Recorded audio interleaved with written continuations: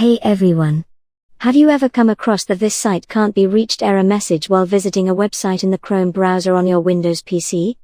It can be super frustrating, right? But don't worry, today I'm going to show you the easiest way to fix this error. The first step is to open the control panel.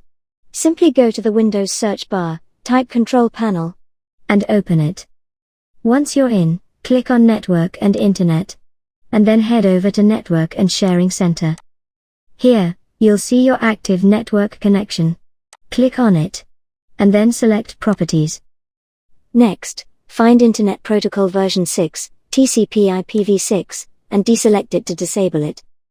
Finally, click on OK to save the changes. Now, try to load the web page that was giving you trouble and see if the error is fixed. This simple trick often resolves the issue. If you found this video helpful, please give it a thumbs up and subscribe to our channel for more tech tips. Thanks for watching.